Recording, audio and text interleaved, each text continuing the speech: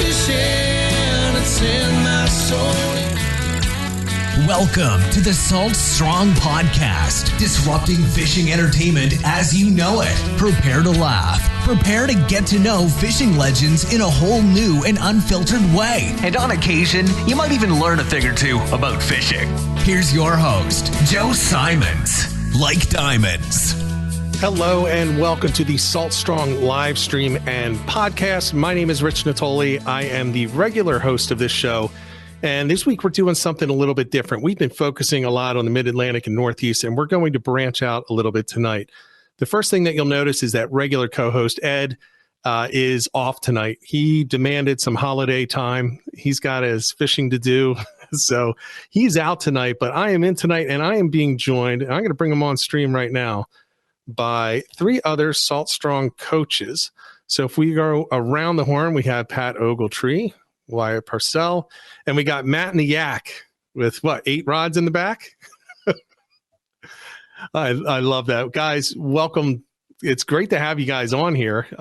This is going to be a fun one, I think. And for everyone watching, this is your chance to ask any questions you have about fishing. I know there will be others in the chat that aren't about fishing, but ask any questions that you have about fishing to one of the Salt Strong coaches, and we'll do our best to give you the best answers that we can. But as we get started, I know that there are a lot of Salt Strong insiders that are going to be watching. So they are familiar with all of us, but they're not necessarily, but everybody else is not necessarily going to be familiar with everyone. So why don't we go around the horn real quick and everyone just kind of give, where do you typically fish? What are the species that you're targeting, so that people know exactly what we have here in the stream tonight for them as far as resources. And Pat, let's start with you. Hey, how's it going, everybody? My name is Pat Ogletree, and like Rich said, I'm one of the fishing coaches here at Salt Strong, and I've got kind of a unique position. I'm not fixed in a normal place. I actually live in an RV, and I travel the country, and I go anywhere from, I've been Texas, Louisiana, Mississippi, Alabama, all the way up to Virginia, and all points in between. And basically what I do is I'll fish an area, I'll get a report on how that area is doing, and then I'll put it in the community and make fishing tips based off of what is fishing in that area. And my species that I really like, I'm a redfish addict. I actually love catching redfish everywhere, but trout, flounder, snook down in Florida, juvenile tarpon, that's my wheelhouse. Those are the species that I really like to go after. So that's it in a nutshell. That's awesome. All right. So we've got the roaming, wandering nomad fisherman in Pat, and then Wyatt, you're on mute, but if you want to unmute and give a little bit about your region and expertise. Yeah, so currently I am in Texas. When I started with Salt Strong, I was in North Carolina, and I've fished all over, but currently am living and presiding in Texas and Corpus Christi. Have access to some of the best trout fishing, I think, in the country. But that is my region. I'm familiar with all types of fishing, all regions. I travel a lot to fish. I just really chase wherever the best bite is. But currently I'm playing cowboy in Texas. That's awesome. Awesome. And then we got Matt in the Yak. Yeah, I'm Matt. I am the fishing coach for the Panhandle Big Bend area. I, like Pat, do a lot of nomad traveling, but mine's usually limited to about 4 hours east or about 4 hours west of me. So, but I will take the kayak on a stroll and go fish pretty much anywhere along the Emerald Coast, Forgotten Coast, Nature Coast, all of that. It's just a beautiful area, and I'm blessed to be able to fish it and kind of represent it in such a great way. That's awesome. So we've got the entire South Virginia and all the way down the coast, all the way through the Gulf and down to the border of Mexico. Wyatt, I won't ask you if you've ever crossed the border, because I know that there are some really good spots just across the border. And then for those that are not familiar with me, my name is Rich Natoli. I am the coach for the Mid-Atlantic and Northeast. So I am typically going to be fishing really anywhere from Virginia on up. And I really go as far as New York, Connecticut area right now, but I am going to be expanding into Rhode Island and further north this year. So, different fish. So Pat, you're talking about redfish. We don't see redfish up here, but in a couple of social media posts every season in the New Jersey, New York areas, So I'm going to be targeting mainly fluke, which is what we call flounder up here, and striped bass are the big ones. Then we have sheep's head and tog, which are really big. So that's really what I'm covering. So everybody that's watching, you can see we've got some wide experience, wide range of regions that we can cover, and welcome everybody. As we go through this, ask the questions in the chat, and we're going to do our best to answer as many of them as we can in the next hour. If you're watching on a replay, put the questions in the comments or go to the saltstrong.com page, take a look at the fishing tips. You'll see this episode up there, and ask questions in that little write-up there, in that blog write-up. That's probably the best place to do it. And also for the podcast, you can do that as well when this comes out in a couple of weeks. So, man, talk amongst yourselves, ask the questions, and let's have some fun. And we're going to go through here, and let me just see if I can find the first question here. Let's see. The first question that we have. First, they were making fun of me for being late. For the record, we were only 20 seconds late on this episode, but I apologize. I should have started it sooner. And actually, as I go sorting through these, I actually had a couple of questions I wanted to start with. Let's just start with this one and kind of go around the horn real quick because we do have the different regions here. So it's now mid to late November. What is the high level description of the changes or the transitions that you're seeing in your areas right now? The behavior changes, the location or spot changes. What are you looking for in your regions right now that are a little bit different than they were, let's say, in October and September? And let's start, Wyatt, with you and talk about Texas. Right. So we have had our first couple serious cold fronts, and fish recently were really locked into those heavy spawns. You had redfish at the inlets, huge schools of them that were getting caught by all the guys on the jetty, the boats that were there fishing mullet on the bottom. I mean, it was blitzes and blitzes of redfish out there. In the bays, you had a lot of flounder that were migrating out. There's still a little bit of that going on, not as heavy, and the trout were kind of starting to show up. As soon as those cold fronts hit, those blitzes at the jetties kind of started to slow down. The flounder were not running as much, and those trout have become a little bit more prevalent. So as it gets really cold in the wintertime here in Texas, what we see a lot of is the trophy trout anglers start to come out.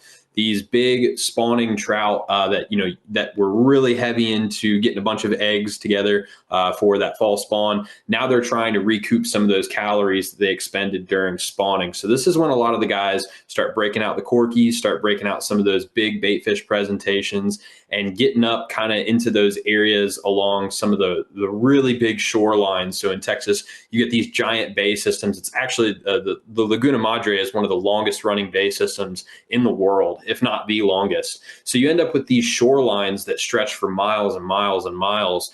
And what'll happen is you need to really just locate those areas where fish would have been during those spawning periods. So areas where there's just lots of structure, congregations of bait, and look for those zones that they would have taken cover in as soon as those fronts hit. Deep holes, northern protected shorelines, areas of that nature. And as soon as these fronts pass, we're going to have some of the most phenomenal trout fishing I think that we've seen in a couple of years, because this has just been like 2-3 fronts back to back. And those trout and even the redfish as well, they're going to slide up as soon as those first couple of days of warmth come, and they're going to get up real shallow. They're going to feed really heavily because they've just not been able to get out and hunt fish.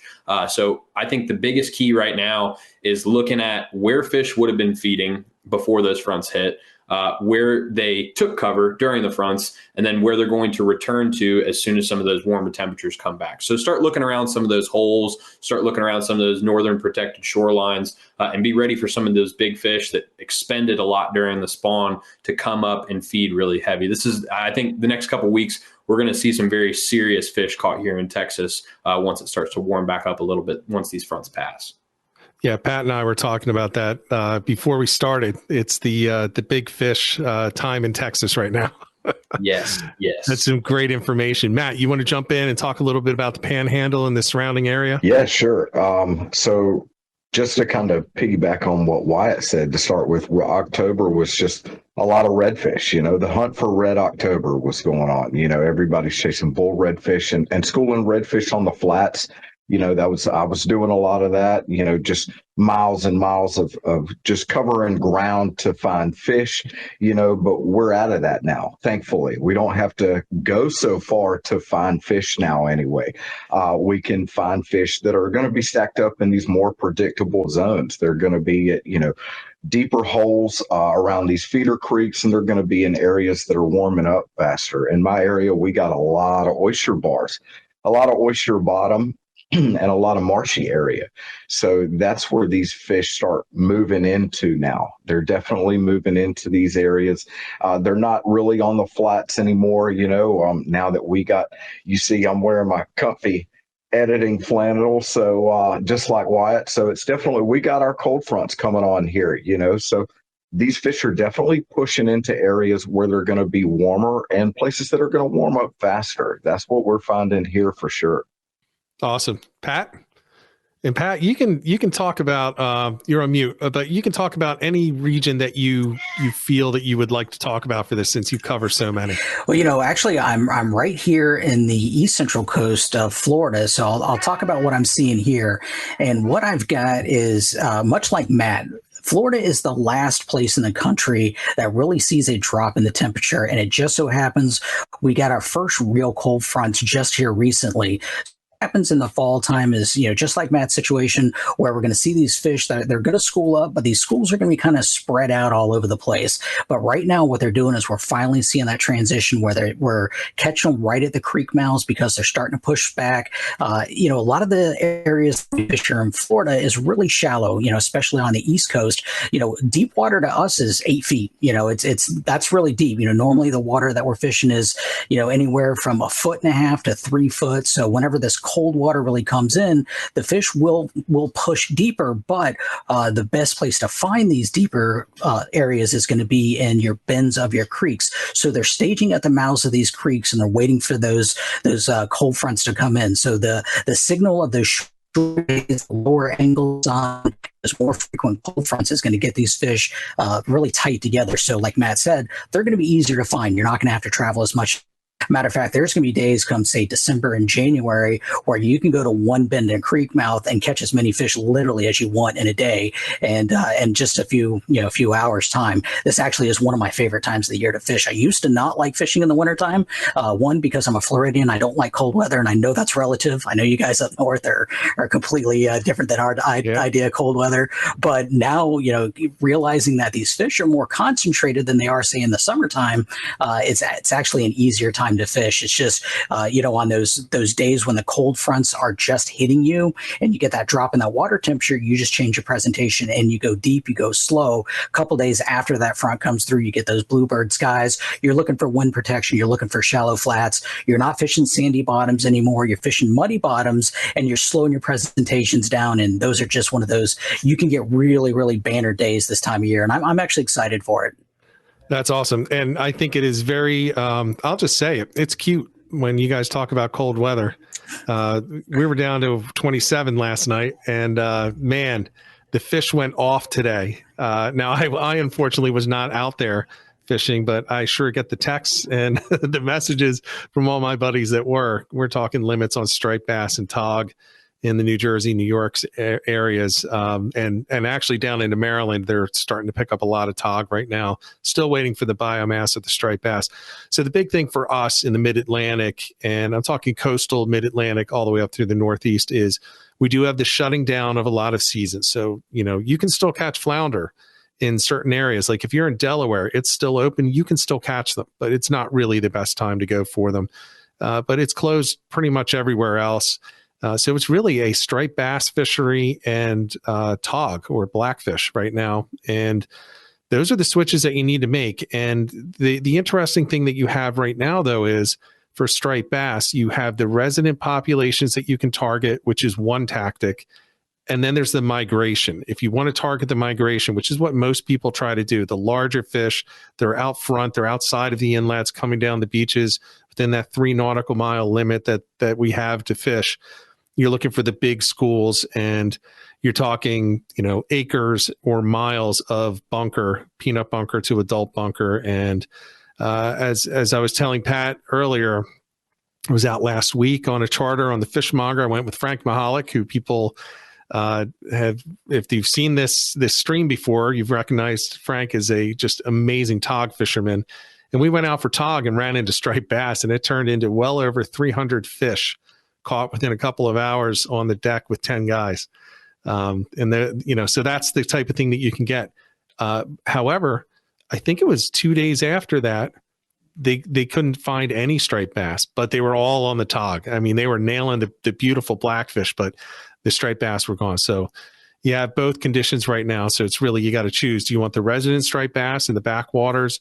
Do you want the migration striped bass, or are you going to look for the tog or the blackfish before they start closing in different states? So that's what we're looking at here. So very different experiences across, different experience up here than down there. Down there, you guys are looking for the trophy fish right now. And the trophies that we're looking for are those striped bass and the tog. But with that, let's jump into the first question that we have, and I'll put it on screen here. This is from Jack's Beach Fishing, going fishing tomorrow in Jacksonville for Sheep's Head. Any tips? Now, I know, Wyatt, you're not the biggest of Sheep's Head fishermen. I'm not sure, Pat and Matt, are you guys interested in Sheep's Head fishing? You have anything you want to share about the Jacksonville area? Actually, Matt is the one to answer this question because he's got a report that just hit a couple hours ago. So I'll let him take this one. I didn't want to say that because I didn't realize it hit. Okay. Go ahead. That's true. So yes, I was actually in Jacksonville just a few weeks ago, actually. And I made a trip to the jetties with one of our other fishing coaches, Richard Thomas, who is in Savannah. He and I made a trip down south to Jacksonville, and we went sheep's head fishing. And we were at the jetties, and we were fishing with live fiddlers. That's how we were able to get on them. And we went through a pretty good number, sorting through plenty of blennies, but we had a pretty good day. We threw fish back and we came home with enough for us to eat. But we were finding that those fish were holding pretty tight to the structure. And we did have to wait for that tide to get to that right level. That's really what we found. We were out there 6 hours, and we probably had only about maybe 2.5 hours of consistent sheephead action because they preferred that specific part of that tide cycle where, that water was just coming across the rocks at just the right way, So it can often be about positioning on the right side of the rocks as well. You definitely want to be, if you're on the jetties, that is, you want to be positioned on the right side of the rocks according to the tide. Targeting an outgoing tide is a great way to do it for sure. But make sure you're on the outside of those rocks. And definitely wait until that tide gets enough below the top of those rocks to where you can see where you're targeting, because those rocks come out a pretty good ways. We came to find out after some hang-ups of catching into Florida there for a little while. I think I caught more Florida than I caught sheephead for about the first 2 hours, but it's all right. Once I figured out where, I could get that, once the water level dropped and I was able to see how far out those rocks actually came out, then I was able to figure out where they were holding at. And, so when you're doing that kind of fishing, definitely be prepared for those hangups, just like I was talking about. Be prepared for breakoffs and be prepared for the unknown. I hooked into a sheep's head that you see in that report. I hooked into a sheep's head and he's coming up to the surface and I get sharked by, 6-7 foot black tip. So, there's no telling what could happen right there at the jetties. We caught a couple redfish as well. So, your bycatch could be fun, could be exciting, could be interesting, but it could be plenty of blennies too. Yeah, the only tip that I'll add into that is when you're fishing on those jetties and those rocks, tie a long leader on. So if you're going to tie that FG up top, I personally will go with something very long. Now, if it's real heavy jetties, I might tie one as long as 20 feet, and I'll just reel that thing right onto the reel. And that's because I just don't feel like retying, especially, I don't know what it's going to be like in Jacksonville, but the fall and winter winds up here, some of the best days to go fishing are 30 miles per hour. I don't want to be tying an FG in 30 miles per hour. So I can just kind of pare it down and hope that it breaks off down at the jig. So that I'll just give that tip. It'll save you a lot of time and aggravation if you just have to do a quick loop knot rather than retie the whole thing and start stripping leader off the container or out of the container or off the roll or spool. Anyone else have anything you want to add to that? Yeah, I'll add something. We talk about jetties and we talk about bridges when it comes to sheep's head, but don't overlook the more obscure type of structure like your channel markers, your power poles that they've got some of the St. Johns River up there in Jacksonville if that's where you're going to be fishing. But the older structure that's got the most amount of barnacles is going to be what typically is going to hold the bigger sheep's head and more of them. So look for the oldest piece of structure. That's my tip. And even now, yeah, that's a good one. And even now, I do believe that you can even find, now that it's getting a little bit colder, some of those sheep's head are even pushing up into the St. Johns River where those barnacles are stacked up on a lot of that structure that's along those seawalls and stuff. So those are also great places to look.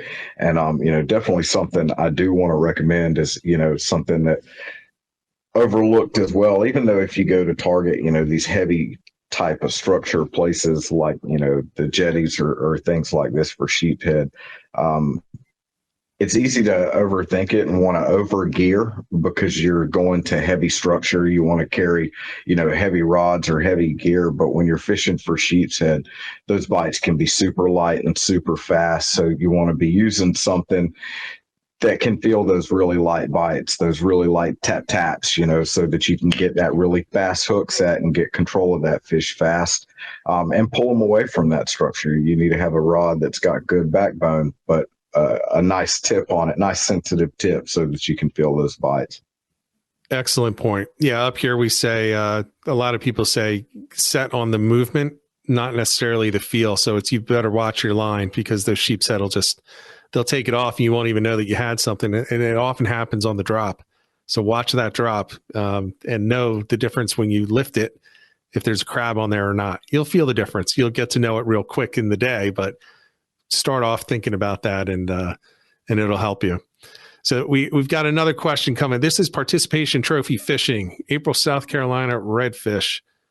This is a participation trophy trying to get in ahead of the game. Wyatt, this might be a good one for you. Where do you find them in the low country and how are you catching them in April?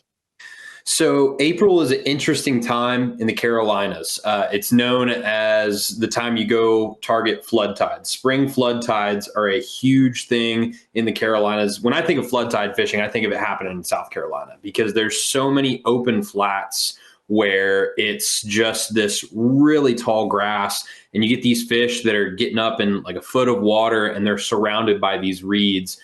It's a very technical type of fishing. You need a kayak that can either get up on those marshes or you need a poling skiff and you need to get in there and just be very observant.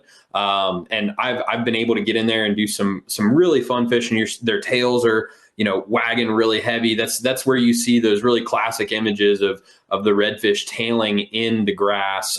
It's happening during spring. So if you're going to be in the low country in April, I can say that finding those flooded marshes, like really far back, if you look on satellite maps, you'll see these winding creek systems that go back and dead end somewhere in a marsh. And where those creeks dead end, that's where those fish end up because the tide, wherever that tide kind of finishes out as it's rising, you end up with these king tides in spring. And these are areas that fish are never able to access outside of that spring flood tide. They're going to get up as far as they can. So the big key for finding a good area for those flood tide zones is if you've got a creek system that splits off 20 different ways, that's 20 different dead end zones you got to kind of look at. But if you can find a really big creek system that doesn't have as many split offs and dead ends in one zone, you're going to have more redfish in that end zone area. So I'd say that's probably one of the best places to look. If you don't feel like going and trying to get up in the reeds, or you don't have the ability to do so, maybe your craft can't do it, you're in a regular skiff like I would be, one of the best things you can do is go find one of those big open flats that has a lot of oyster bars on it, just big mud flat with those large bars, and go there on like an outgoing tide and try to throw topwater around some of those bars, because those redfish at high tides, they're on top of them. Sometimes they're dialed in on shrimp and digging on the bar itself. But on outgoing tides, they're usually staged up behind those bars, waiting on bait fish or small shrimp to kind of get brought around them. And if you throw topwater near those oyster bars, some of my best days for topwater redfish are in spring around those oyster bars in the marshes. They're going to clobber some of those smaller, like super spooks, the moonwalkers. I wouldn't be throwing really big topwaters in spring, but I think you're either going to go flood tide fishing for them, or on outgoing low tides, get near some of those oyster bars on the open mud flats and toss some of those smaller topwaters. That's great information right there. And I think that he'll figure a way to get up into the reeds if I know him. I have one thing I want to throw up here before the next question. I think it's this is for you and me, Pat, from Joe Simons. Get Pat and Rich some flannel. So this is while we're answering these, Joe brings up a good point or a good question. Any of you guys fishing over Thanksgiving?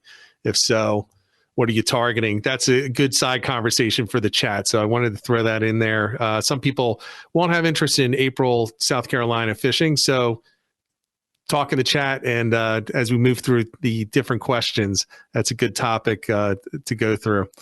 The next question that we have, Dan the Airboatman, what's the best surf fishing time, high tide, low tide, rising, or falling? I'll take the first swing at this as a quick one. And I'm going to say, really, for me, it's not necessarily the tide. And it's not necessarily whether it's rising or falling. It's how much it's moving and what it's doing to the structure that I'm fishing on the beach in the surf. So I personally, when I'm surf fishing, and full disclosure, I don't do it a lot, but when I'm fishing the structure on the beach, I'm looking for how it's interacting. Now, where I am on fishing, let's say in New Jersey, I'm looking straight out towards the east or east-ish, depending on which direction the coastline is.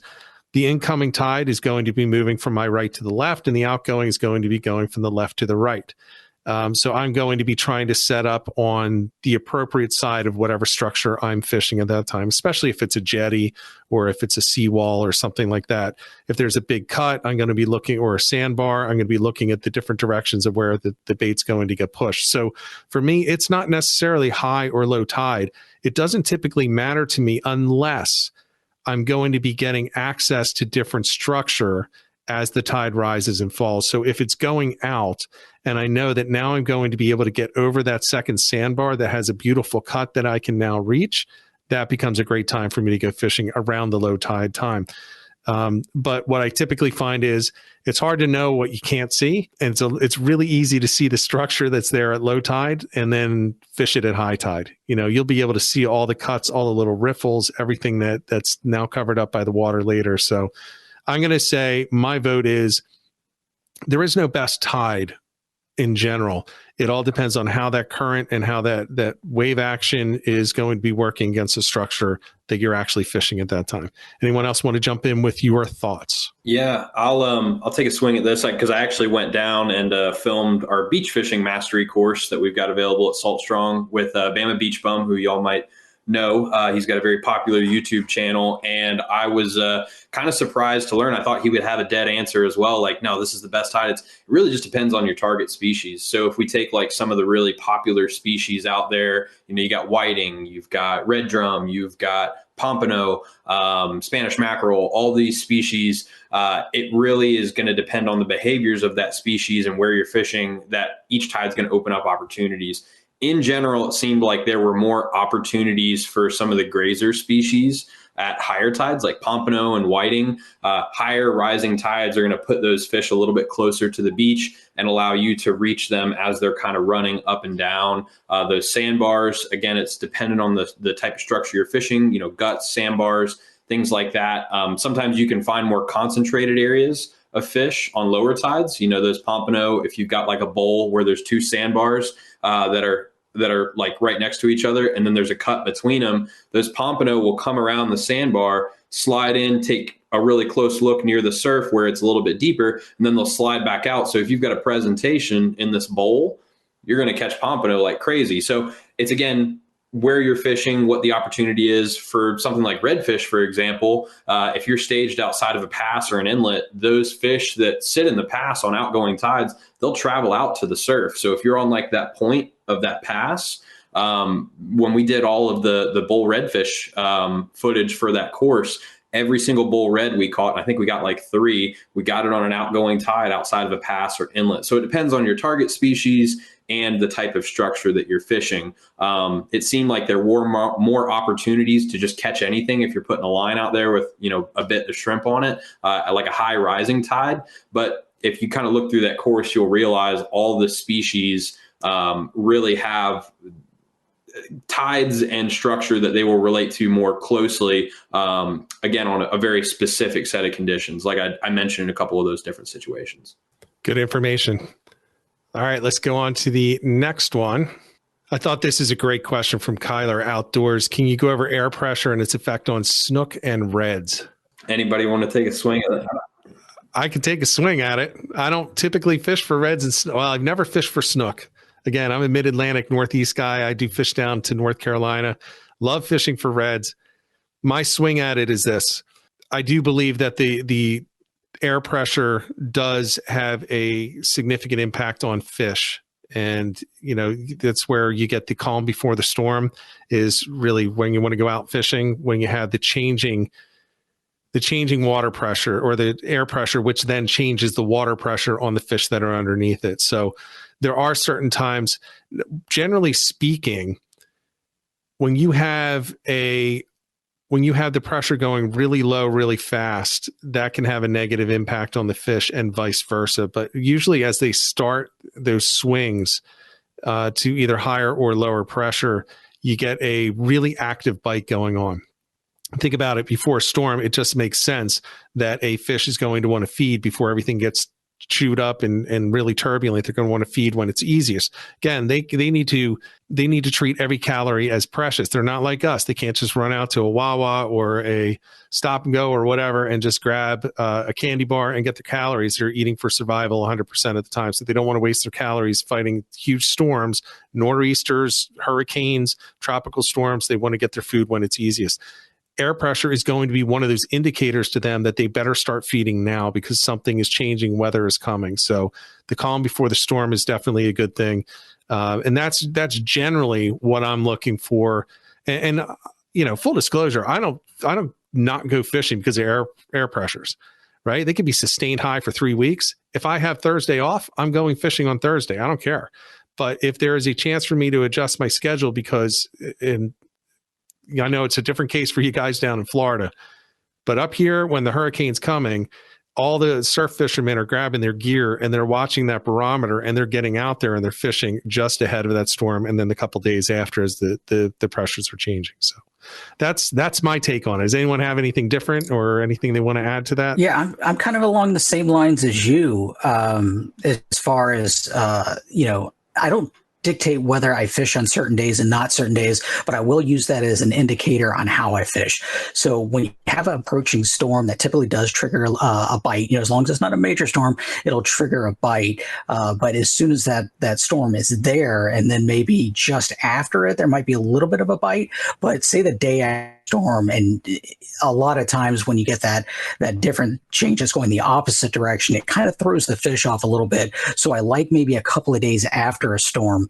But with that being said, a really, really high pressure day, bluebird skies, those are some of the toughest days to fish. But again, that doesn't mean I'm not going to go out there and try it. Matter of fact, Matt and I were fishing a topwater tournament, and we were fishing in these bluebird skies in these conditions that we shouldn't have been catching any fish. And, I caught the biggest trout of my life in days. So you never know. What I do is just use the barometric pressure as a guide and just, tailor my fishing to that.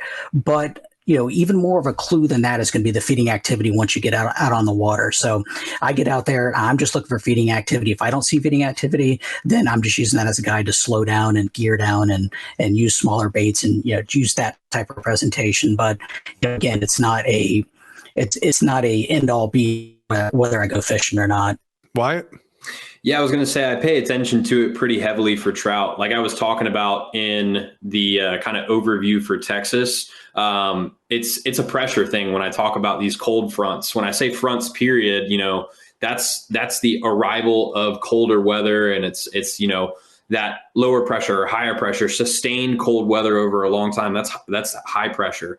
Sustained hot weather over a long time. That's high pressure. When you get that change, that allows that new system to move in. That's that low pressure. And that signals to fish that there's something new coming. So coming out of one of those fronts, you're going to have low pressure, and it's going to allow for some warmer, some more warmer weather to move in. And then it's going to turn into high pressure. But that low, it indicates to fish maybe something's coming. They don't have weathermen like you and I do. It's the barometer, and looking at pressure is just another way to evaluate what's changing and the severity of that change. So the reason I look at it for big trout, those big trout, they only consume high calorie meals, and they don't consume them often. So if they can feel that the pressure is changing, they know they need to feed because they don't know when their next meal is going to be. For fish that feed more frequently, I don't find it to be as big of a deal. I don't pay attention to it for redfish. I don't fish for snook very often, so it's not a big deal. For big trout, those sow trout for me, that is my opportunity to know that big fish will be up in the shallows within reach of, where I can present to them. And I'm going to have a higher chance of success going after those fish. So I can look at the weather and see that, we've had a couple days of very mild weather, and see that there's big storms coming. And it's going to tell me the exact same thing as me looking at a barometer and seeing that it's been stable, and then there's a big drop. So it's whatever kind of system you want to look at that tells you that that kind of change is occurring, whether you look at a barometer or you pay attention to the weatherman, that is what I would do. Just be aware of what's been happening and what's about to happen, because the barometer and that change in air pressure is how fish get that information. But you can do it through multiple different channels. Agreed. All right, next question. For you, quote unquote, down south people. Do people target flounder down south on the fly rod? From I Feel Fishy. Yes, they do. You can see them laying. It's like when you go gigging for them. It's like it's a common thing here. You can see them, so you can throw a little Clouser minnow on them and just dance it around their face, and they'll take it. But it's no different than just sight fishing for them if you're pulling through the marsh. They're not very easy to see, but it's not a common thing to do, I would say. No, I have caught them on the fly up in New Jersey, and it's a whole different thing because, deep water, you were saying deep water is 8 feet. I think Pat had mentioned, deep water here is maybe 60. So, we're fishing for flounder in 60 feet of water. You're not using a fly, but there are times where you can catch them up on the flats. And right along the edges of the channels in the real shallow, or actually a great spot to do it is when the tide is out next to jetties, because they'll sit right next to the jetties and they won't move even though it's low tide, and you can pick them up there sometimes. But so they are caught down south on the fly rod. This next one is a good one. ASCIP 7. So they're thinking that we don't talk about Louisiana, but we do. And going to Hopedale, what are your insights on that area? And I think this is probably Matt. You might be able to have some insight into this one. Wyatt, definitely for Louisiana. What are you looking at for this upcoming week in that area as far as trends?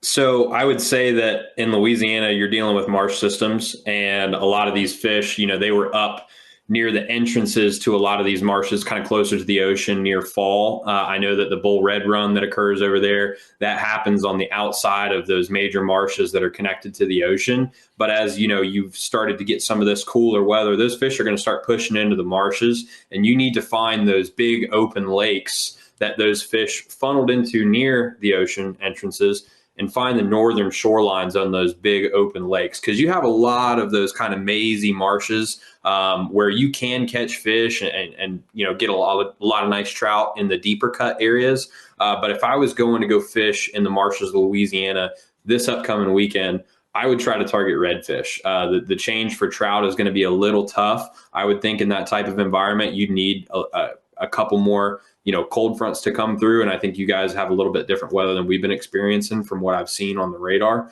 I think your best bet as we get, some heavy north winds coming in, to look at those big lakes, because it's just going to push all those fish that are out in the open zones into protected areas. So if you've got a big open area like this, north winds coming down, you just need to go look for those shorelines that are up over here, because those redfish are going to tuck up tight to that grass. If you got little feeder creeks that are coming through, they're going to be staged on both sides of those points. But I wouldn't get too far up in those marshes.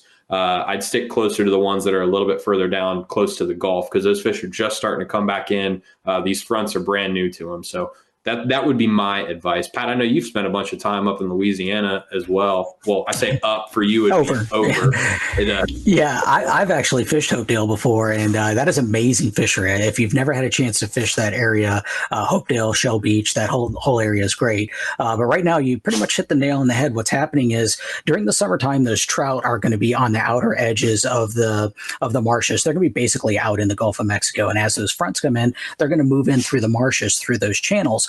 So Hopedale is one of those lagoons where they're going to start stacking up in there, and it should be any time now. Now, the way that I would fish for those is I'm looking for birds, because that is a big thing in Louisiana is, the trout and the redfish are going to push those shrimp up to the surface. The birds are going to come down and feed off of them, and it's going to be, one of those fast and furious types of, fisheries where, this is not a time for live bait. It's not a wait and bait kind of thing. You want to throw artificials, get in that frenzy. And then once those birds go away and the feeding frenzy kind of dies down, you can just move around and try to find that same school again. So Hopedale gets a ring of grass that's around the outside edges. So the trout are going to be on the outside, the deeper edges of that ring of grass. And your redfish and flounder, they're pretty much residential fish in that area. They're going to be all the way up against that grass, and any type of, combination of, if you get oysters near that grass, that's where your redfish are going to be. And really the best time to target them, I like them after a cold front, a couple days after a cold front, when we get that warming trend, that sun gets high up in the sky and you get some wind protection on that north side. That's a great time to target those. But as far as trout goes, that's going to be open water and not be looking for birds. Wow, that's some great information. I wish I had more to add, except I've been enjoying the bull red pictures from Louisiana the past week or so. So yeah, get on them, get out there. This is an interesting question for the kayak fishermen, and we're all current, former kayak fishermen here. Novice kayak tournament angler here. Consistently can find the lower to mid slot reds, but those upper slot reds continue to elude me. Any help that we can give there? Where are they? That is the question. Most popular question. Where are those bigger redfish? That's a loaded question, my man. That's for me anyway, where I fish personally. That can be heavily influenced by the season. So, knowing redfish behavior and where those fish are going to be, according to what they do and what season, that's a big part of it too. And you'll find sometimes when these fish do tend to school up, they'll school up according to size, or, and sometimes of the year you get those lone rangers that are just, massive missiles cruising the flats, eating whatever they're coming across, and they don't run in packs. They run by themselves. But so it's a little bit different, and like I said, and a lot of it is according to the season. In October, you can find schooling redfish cruising the flats. If you just keep moving long enough, you'll see them. You just got to keep moving until you find them. But once you do, and often you'll find that they're schooled up according to size.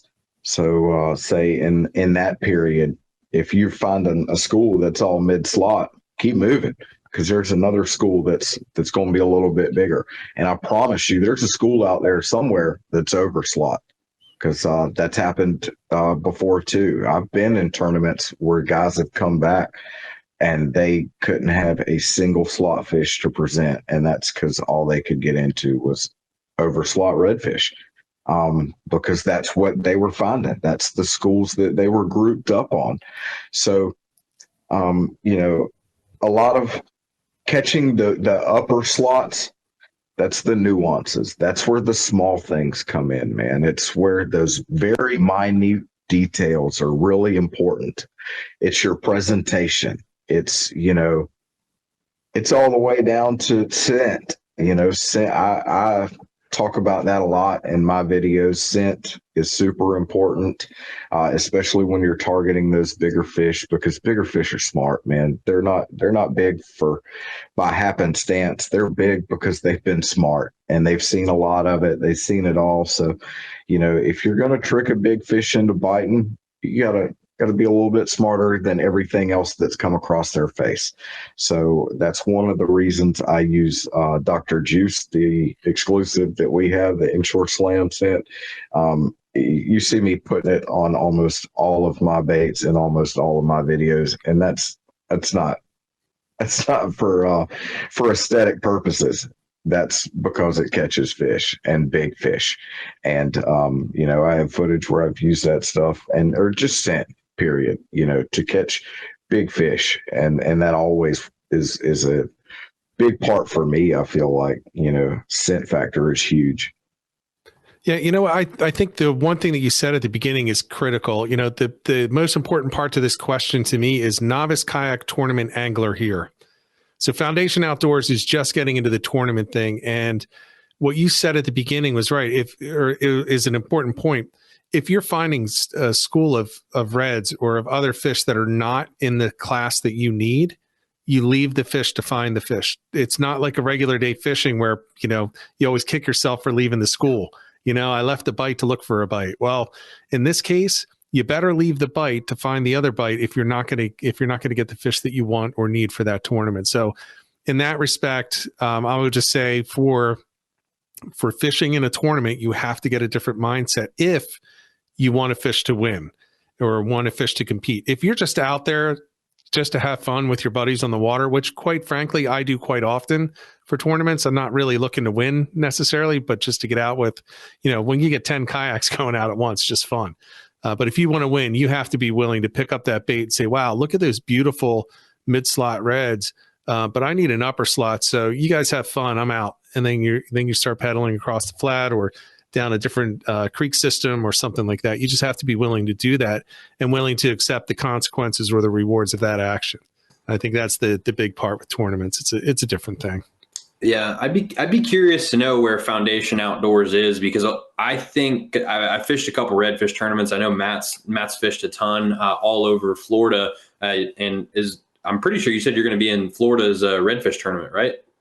The big championship. Yeah, Florida Redfish Series is starting their new kayak series tournament coming up. Their first stop is in Steinhatchee. Yeah. Yeah, I'd be curious to get your thoughts on this as well. When I've fished tournaments, I've kind of tried to see the region that the tournament is in and learn about the bait migrations and what types of bait are available in that region. Because with really big fish, I find that they don't get big from just eating like normal fish or, the season that tournament is in. Where is the bait most prevalent in that region? For example, where I live, in the spring, you get a really big shad hatch that happens. You get all these big shad that show up, and you find a lot of these redfish on the flats near the passes. In the summer, there's a bunch of crabs in the marshes. And as I think of the tournaments, the guys that do really well, a lot of them fish the same, parts of the bay or parts of their region throughout the year. So you see them perform well in different seasons. And it seems like, in my area, those guys that are in the marsh in the summer when the crabs are big, that's the fish that are biggest that time of year. The guys in the spring, they're catching those redfish, those big schools that are after all the shad that are all fat with menhaden oil. In the wintertime, you get these guys that are in the back creeks where redfish are, holed up in those protected areas. It just, I think, depends on what is the bait migrations in your area? Where is bait most prevalent at certain times of year, and picking where the fish are most likely to be big that time of year. You can't just go fish your same holes and expect that you're going to have the biggest fish that time of year there. You need to really take a look at where is the bait in my bay system? Is there a shrimp flush in the fall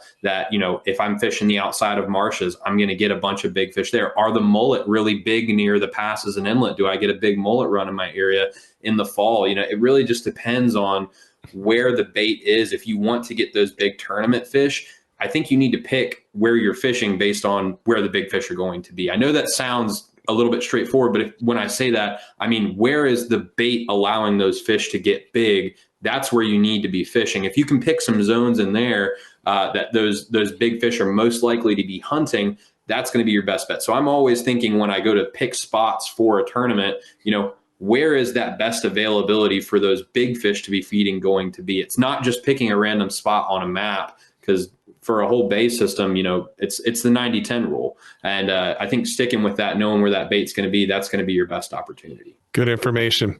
All right. We're at the point now where we have about 8 to 10 minutes left. So what I'm going to start doing is let's just start throwing some questions in there real quick and just see if we can hit we're not going to get them all, but let's see what we can hit quickly. So I'll put it up in there and read the question. If you want to answer, just put up your hand and jump right in. And we're going to start right here with Nancy Carino. What topwater lure can you use for redfish? And Pat's going to take that one. Topwater is kind of my, that's my thing. So my favorite is going to be a walking style lure. Now, again, this is going to be seasonal, but if you're talking about all things considered, the most consistent topwater lure for redfish is going to be either our Moonwalker or a Super Spook Junior. Bone color, that's it. Simple. Any other comments? I'm going to agree with that in my limited experience with it. It's a classic. All right. Next one from Logan's Tackle Box. What is the best lure for snook in the mangroves? Go ahead, Pat.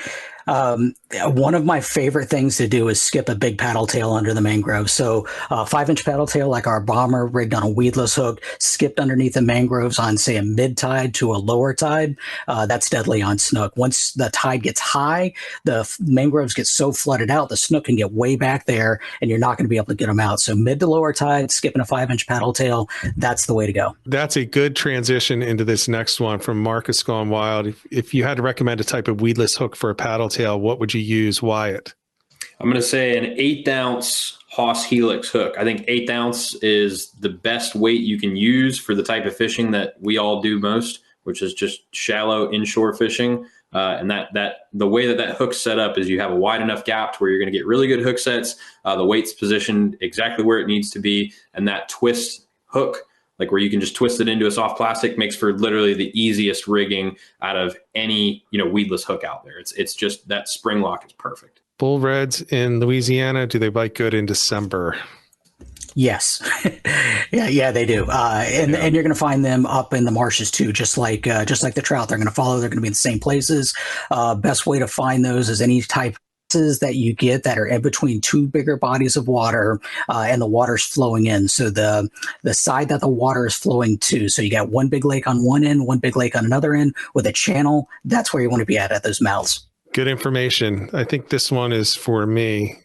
Jersey Bull Red question. Are they ever found in the bay or just offshore? I've only caught them on a clam with a ball jig just outside the inlet.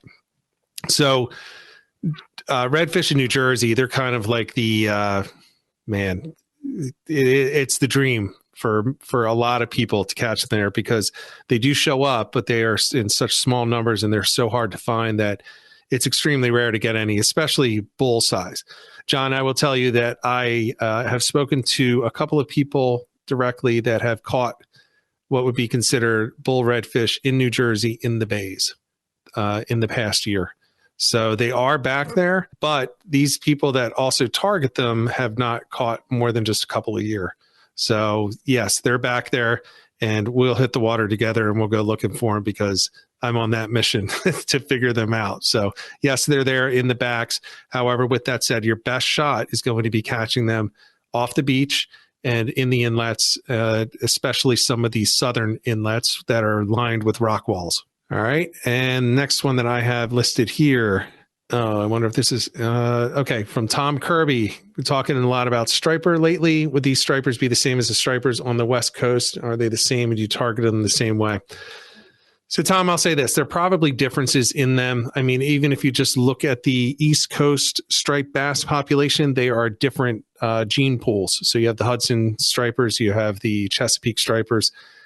So they're going to be different. However, they're going to perform out on the water and act in a very, very similar fashion. So, they're going to migrate the same way. They're going to be found in the same types of structures.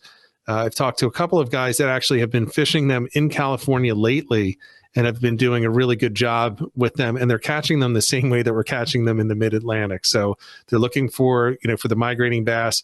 They're looking for the large bait fish. They're looking for those schools. They're looking for the blitzes. And they're doing the same exact thing as we are. Either big, huge, soft plastic baits in the 6 to 9 inch range, or they're using adult bunker, or not adult bunker, whatever the bait fish is that they're chasing, they're snagging or netting, and they're using those on a circle hook. So maybe it's bunker. I don't know what it is out there, to be honest with you, but they are behaving the same way. They're very similar, but there are going to be some genetic differences between them. I'm not an expert on that, so I can't go into too much detail. We have interesting gear question here. How many pound braid should I add on my Shimano Stratic 4000? Why? I think 4000's for inshore fishing is a little large. If you're using it for inshore fishing, trying to cast a bunch, I do 10 pound braid, but being that's a 4000, you're probably fishing around some big structure, bridges, jetties, maybe. I'd pop on some maybe 30 pound braid. When I fish around structure, I go about there. That'd be my recommendation. I agree. Leader? Again, depends on whether you're fishing inshore or if you're fishing around that structure. For inshore, I'll probably put on 20, 25. You really need the 25 for bull reds, 20, 25 for reds. And if you're just fishing for trout, you can go 15 to 20. I think those are the two sizes I'd go. Structure-wise, if you're fishing around those big jetties, I go up to sometimes 60 pound leader so that those bull reds don't, cut me off of the rocks. I have that issue over here at the Port Aransas jetties. If you're fishing around docks, maybe 30, 40 pound leader. You don't need to go up too high, but if there's snook or something big around that's going to wrap you on a pylon, you don't want to get popped off. Good point. What are the best tricks to catch fish at a dock? I'll take it again. I think just being really subtle with your presentations. If there's dock lights, try to fish directly under the docks. If you're using lures, white lures seem to work really good. If you're using live bait, downsize everything from your hook to your leader. Just try to keep it as subtle as possible, because there's a very good chance those fish are smart. If they're hanging around docks, they've probably been thrown on, and you need to be as subtle as you can. I think night fishing is probably the best way to catch fish around docks. It's when you have the least chance of them knowing that you're there. And if you're fishing around those lights, they're trained to feed at those lights, basically. Yeah. I'm going to add, because I love night fishing for striped bass at docks. That's my favorite place to do it. Just jump in the kayak, just start going around the docks. It's fun because you can see them in the lights, but there are different ways to fish them. So a couple of things to keep in mind. First of all, you don't have to fish in the light to fish the dock. Often what I'll do is I'll skip up under the dock, and I'm going to look for getting into the dark. So get on the other side of that shadow line into the dark, and then work it towards the light. You don't even have to go actually through the light, but you want to know where the shadow line is, where the light hits the bottom of the body of water that you're fishing, right? So if it's hitting up here and it's 8 feet deep, it's a 45-degree angle. Well, it's probably 16 feet away. You have to get out there towards the darker stuff. That's where you're going to find, typically for striped bass, the bigger fish. They're not the ones crashing the bait in the light.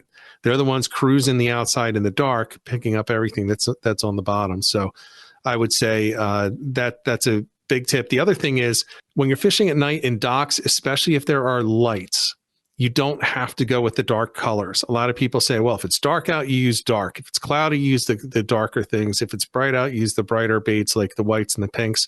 And when you're fishing at night and there's lights, feel free to use the pinks and the whites. Feel free to you can still use the darks too. Use whatever you want and just hit those shadow lines, but still be very careful and very aware of the fact that if you're fishing from the dock and you get in front of that light, they can see you.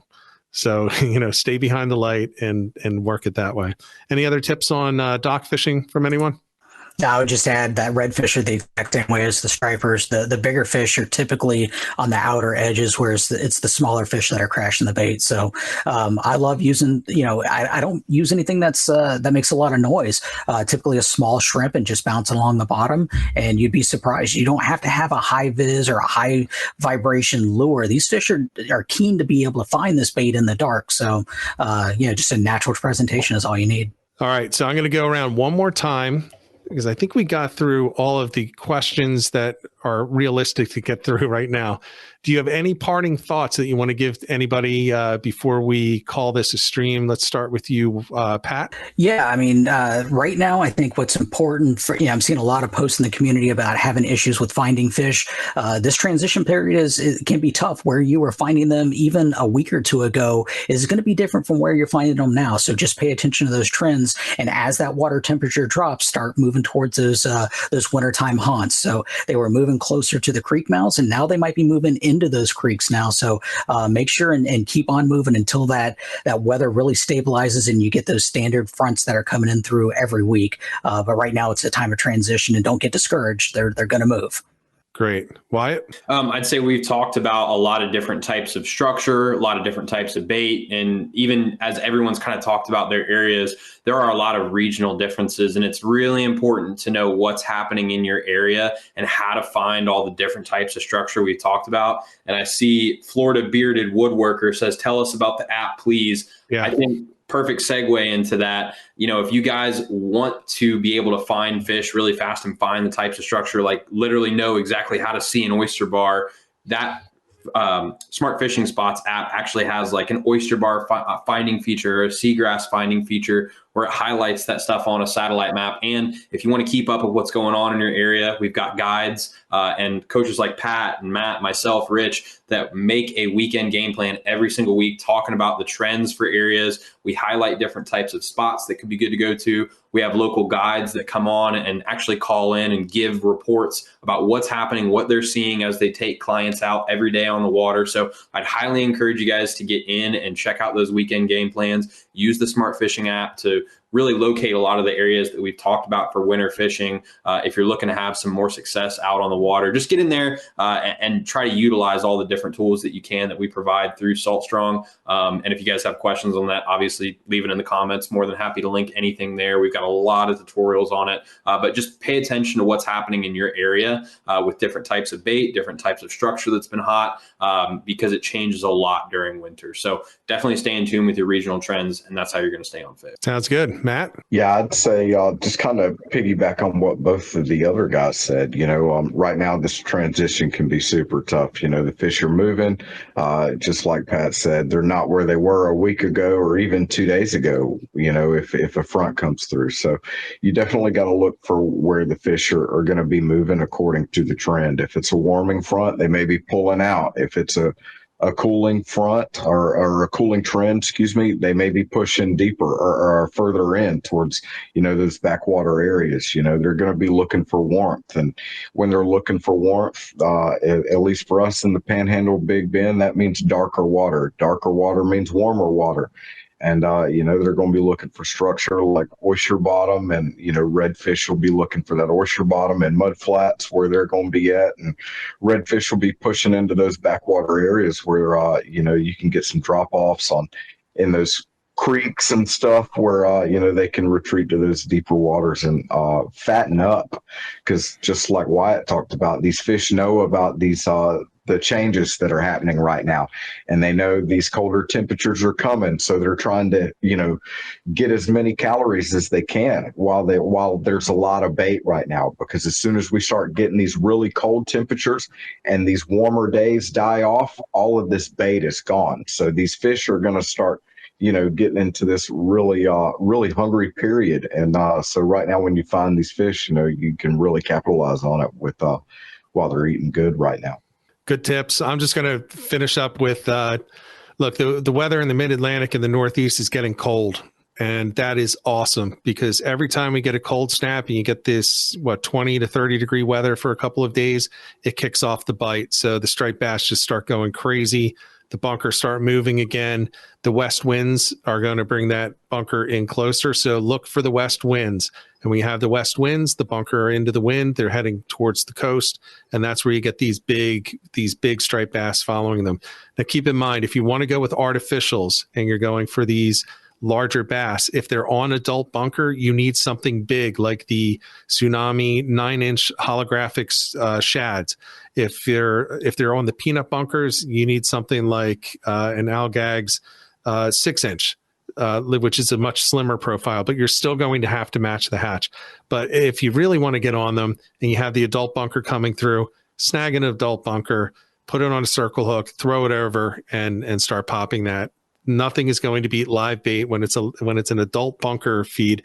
And if you can get one of those biggest, the biggest ones, the 10, 12, 14 inchers, and put that on a circle, do it. It's not too big. You're going to end up with those 40, 50 inch fish, and it's just going to make your day. So with that said, we're going to wrap it up here. I want to tell everybody watching the live stream and watching the replay in advance of Thanksgiving, have a great Thanksgiving.